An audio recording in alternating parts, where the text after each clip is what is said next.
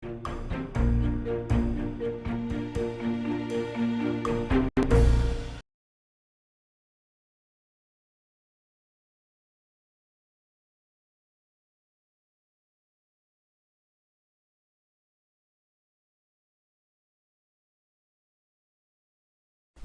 반갑습니다. 5월 26일 목요일 마감 시간입니다.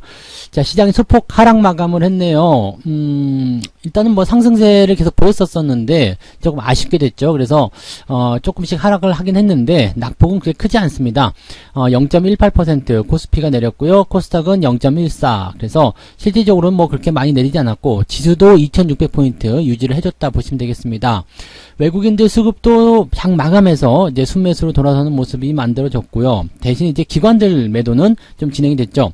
장 막판에 그 연기금 쪽 매도가 좀 많이 나오기 시작하면서 시장에 좀 부담감을 주긴 했는데 연기금만 아니었으면 오늘은 외국인 순매수에 힘입어서 주가가 좀 오르지 않았을까 생각하기도 하겠습니다. 역시 연기금, 연기금이다 이렇게 얘기를 할 수밖에 없을 것 같아요. 뒤에 욕이 나와야 되겠는데 방송이니까 요건 좀 생략하고 씨발라 먹을 수박 같은 연기금 이렇게 얘기를 해야 되겠죠. 자, 그리고 SK 하이닉스가 낸드 플랫이 점유율이 좀 떨어졌다는 얘기가 나오면서 급락세를 좀 보였는데, 자, 이 충격을 어떻게 받아들여야 되는지 좀 알아보도록 하겠고요. 전체적으로 뭐 시장이나 종목은 보합세를 보였다 보시면 되겠습니다. 차트 한번 보도록 하죠. 종합지수가 일단은 윗골을 좀 달아줬어요. 음봉. 좋지 않죠. 뭐 지금 지지선 아래쪽으로 좀 밀려있기 때문에 기왕이면 좀 올라갔으면 좋겠다 싶었는데 이번에 조금 아쉽게 됐습니다. 하지만 내일 반등을 좀 해준다라면 골든크로스가 발생할 가능성이 굉장히 높죠. 그래서 내일 반등이 나올 것인지에 대한 여부도 좀 생각해 볼 필요가 있겠고요. 오늘 한국은행에서 기준금리를 올렸음에도 불구하고 시장은 이 정도라면은 그래도 괜찮았어요 라고 얘기를 했을 수 있을 것 같아요. 그러니까 큰 부담이 없는 그런 시장으로 오늘은 마무리가 되었다 이렇게 생각하시면 될 것 같고요. 전체적으로 이제 부담감이 없는 상황이기 때문에 뭐 지금 저점이다라는 인식에서의 어떤 포지션들은 계속 유지가 되는 것 같아요. 그러면 바닥이라는 인식이 있다라면 주가가 추가적으로 하락하는 것에 대한 어떤 반발 이런 것들이 생길 수가 있겠죠. 그래서 주가가 더 내려가는 것에 대해서 이제 거부감이 있으면 밑에서부터 치고 올라오는 그런 형태의 매수 포인트가 나올 수 있겠다라고 판단하시면 되겠고, 대신에 이제 아직까지 뭐 바닥이다라는 인식이 있다라고 하더라도 바닥을 확신할 수는 없죠. 그래서 뭐 공격적인 매수가 들어온다거나 이런 부분 좀 없을 거예요. 그러니까 매매 같은 부분들 좀 천천히 진행을 좀 해보실 필요가 있겠죠. 월말임에도 불구하고 주가가 안 올라서 조금 답답하실 수 있겠습니다만 바닥을 잡는 과정이니까 그러려니 하고 넘어가시는 게 좋을 것 같아요. 자, 코스닥 같은 경우도 마찬가지죠. 뭐 특별하게 많이 밀렸다거나 부담되는 부분은 없습니다. 하지만 코스닥 쪽에서는 지금 골드크로스 진행이 되는 모습이에요. 그러니까 아마도 이제 내일 분위기가 조금만 좋게 된다거나 아니면은 강보합 수준 뭐 0.2% 정도만 올라가더라도 이제 단기 골든크로스를 통한 주가 상승을 기대해 볼 수 있겠다 이렇게 판단하실 수 있을 것 같습니다. 뭐 큰 걱정은 없을 것 같고요. 자, 수급을 한번 보도록 할게요. 수급 보시면 개인들이 930억 순매수, 외국인이 376억 순매수입니다. 장이 이제 막 어느 지저분하죠. 수급이 너무 지저분하게 형태가 만들어졌는데 이렇게 지저분한 수급은 사실 어떻게 딱 받아들이긴 좀 어렵습니다. 왜 이렇게 지저분해? 뭐 근데 지저분한 부분들이 자기들도 고민이 많았다는 이야기죠. 사야 되냐 말아야 되냐 여기에 대한 고민이 많았을 거고, 실질적으로 이제 매매 규모가 좀 작습니다. 그죠? 수급에서 이제 기관 순 매도가 나타났지만 1,500억 정도 수준. 근데 이게 연기금이 아주 죽일 짓을 했어요. 금융투자도 올라가고 외국인도 올라가는 모습이었는데 연기금이 지금 한 1시 50분 거의 2시경부터 시작해가지고 쭉 빼기 시작해서 지수가 지금 그 하락한 모양새를 좀 보게 되면 이게 연기금 때문이라고 보시면 되거든요. 연기금은 도대체 뭔 생각으로 이렇게 팔아먹었을까라는 생각을 좀 해보시면 되는데, 이게 1시 넘어서면 또 주가가 쭉 빠지죠. 이게 연기금의 매도하고 맞물려 있다는 얘기예요. 연기금이 지금 보시면 1시 넘어서면서부터 순 매수 기조가 쭉 떨어지게 시작하죠. 갑자기. 그러면서 계속 밀리는 모습들. 물론 외국인도 같이 파는 모습이 좀 있었습니다만 그래도 외국인은 마지막에 올려줬잖아요. 그러니까 이런 모습들 보면은 연기금 진짜 못됐다라는 생각을 자꾸 할 수밖에 없어요. 사실 연기금이 지수를 좀 방어해주는 역할 중에서 가장 첫 번째 역할을 좀 해줘야 되는데, 물론 기대는 안 하고 있죠. 기대는 안 하고 있습니다만, 연기금의 이런 형태들은, 정말, 국민연금 내기 싫어지는, 그런 형태로, 되는 것이 아닌가. 그러니까 욕을 먹을 수밖에 없다고 보실 수가 있겠죠. 뭐 아무튼, 연기금은 그동안, 이제 매도에 대한 부분들을 계속해서 있기 때문에 더 팔 게 없을 거다라는 인식이 좀 있어요. 그래서 오늘 팔아먹은 모습 같은 경우는 이제 다음날 같은 경우는 또 다시 메꿔주는 형태로 좀 갈 수 있겠죠. 팔면 팔수록 얘네들도 매수를 해야 되는 입장들이 커지기 때문에 매도에는 한계가 있을 것이다 라고 보시면 되겠습니다. 자, 오늘 시총 상위 종목들 한번 보시면은요, 뭐 특별한 건 없었어요. 그냥 뭐 오르고 내리고 하는 모습들이 뭐 특이사항은 없었는데, 하이닉스가 눈에 띄죠. 오늘 많이 빠졌어요. 5% 넘게 장중에 빠지기도 했었는데 마이너스 6%까지도 내려갔었었네요. 이유는 뭐죠? 네, 그냥 낸드 플래시에 대한 세계 시장 점유율이 좀 하락했다. 그거 하나뿐이거든요. 그러면 이 부분을 가지고 우리가 해석을 해봅시다. 낸드 플래시의 점유율이 좀 하락해서 1% 정도 하락했죠. 그래서 지금 원래 2등이었었는데 3등으로 밀렸어요. 일본 기업이 2등으로 올라왔죠. 근소한 차이긴 합니다만, 그래도 이제 3등으로 밀렸다는 부분. 또 삼성전자 같은 경우는 이제 그 점유율이 올라가면서 그래도 좀 명분을 지켰고 1등 위치를 계속 유지하고 있다. 이렇게 되어 있습니다.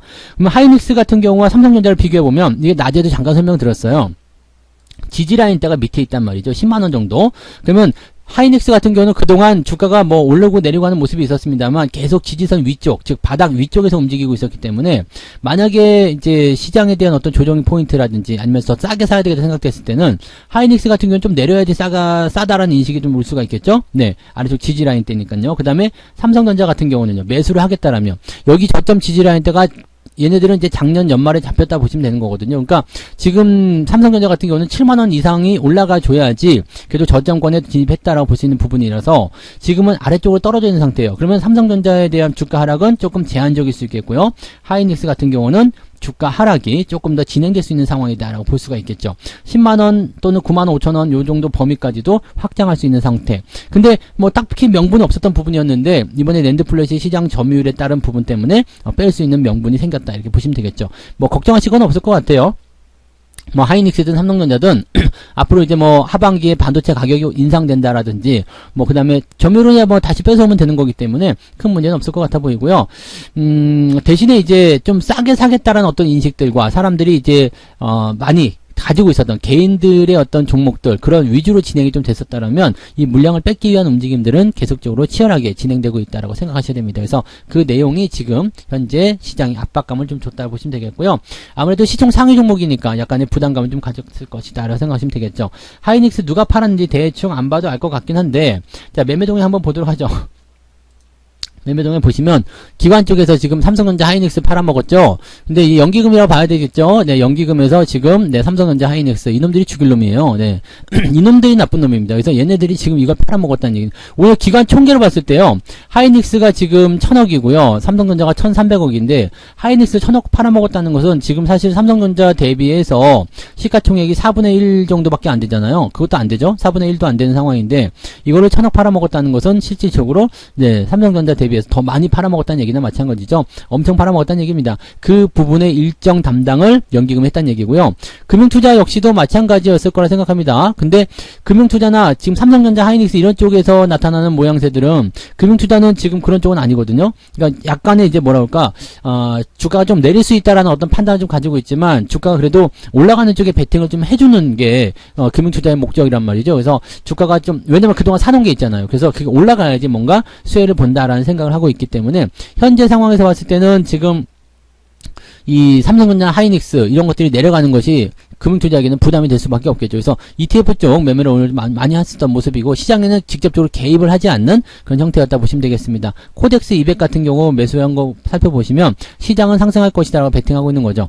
자, 그러면 지금 연기금이 좀 팔아먹은 거 하고요. 그럼 투신 쪽에서 매도가 나왔겠죠. 네, 투신 쪽 매도가 좀 있었고요. 그 다음에 뭐 사모펀드, 네, 사모펀드 이쪽에서 매도가 나왔을 거다. 이 정도 보시면 돼요. 뭐 국가, 지자체 이런 데는 없을 거고요. 은행, 뭐 보험 이렇게 되어 있지만 실질적으로 이제 매도 같은 경우는 네, 연기금과 네, 투신에서 거의 다 잡고 들어왔다라고 보시면 되겠습니다. 그러니까 얘네들이 다 팔아먹은 거예요. 얘네들이 다 팔아먹은 거고, 이런 형태의 모습이기 때문에 기관들의 움직임에서는 지금 네, 요놈들을 때려잡아야 된다 이런 식으로 생각하시면 되겠죠.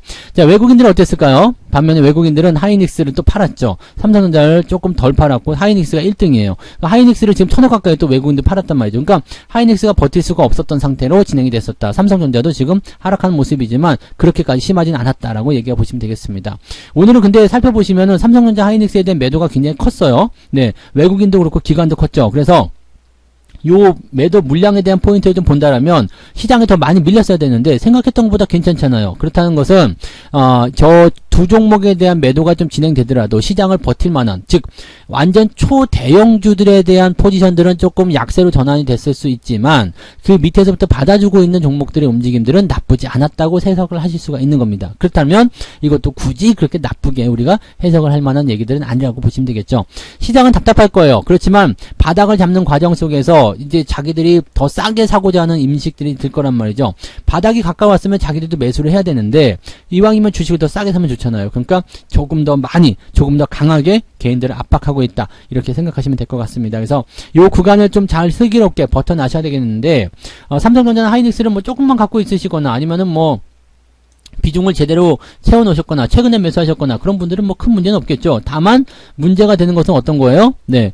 비중을 계속적으로 크게 가져가시거나 지금도 계속 사시거나 뭐 이런 분들은 조금 문제가 될 수 있겠죠. 그래서 이런 부분들은 어쨌건 뭐 다시 돌아가는 상황이기 때문에 지금 더 사는 것은 일단 멈추시고요.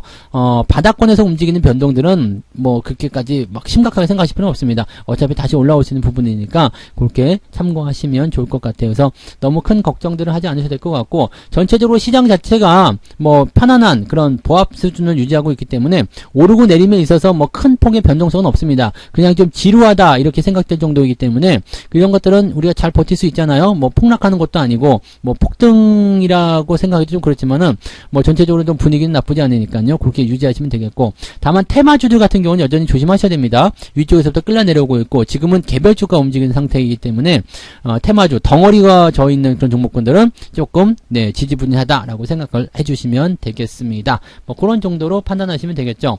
아까 코스닥 쪽 안 본 것 같은데요. 코스닥 쪽에서 지금 보면은 2차전지 계속 떨어지는 모습이에요. 이 부분 참고하셔야 될 것 같고 많이 떨어지면 또 반등 나올 수 있는데 기술적 반등으로 생각하셔야 되기 때문에 조심하셔야 되는 거고요. 지금 위메이드 같은 경우도 다시 마이너스권 들어갔죠. 저항에 진입하면서 나타나는 모습입니다. 시총 상위권 종목들이 조금 밀리기 시작하면서 주가도 마이너스로 떨어졌다. 이게 코스닥 같은 경우는 장중에 더 많이 올랐었던 부분이기 때문에 실제로 보게 되면은 장 막판에 떨어지는 낙폭이 상당히 컸다라고 판단해 보실 수 있는 내용이 될 수도 있을 것 같습니다. 뭐 그 정도 보시면 되겠네요. 네, 더 많은 이야기들은 이제 저녁 방송에서 진행하도록 하죠. 네, 오늘 저녁 9시에 무료 방송 진행됩니다. 저녁 9시에 오셔서 또 종목에 대한 이야기나 시장에 대한 이야기 들어가시면 될 것 같습니다. 네, 그래서 오늘 여기까지 마감 시행하고요. 네, 이따가 저녁에 뵙도록 하겠습니다. 고맙습니다. 본 방송에서 제공되는 모든 정보는 투자 판단의 참고 자료이며 투자의 최종 책임은 본 방송을 이용하는 본인에게 있습니다.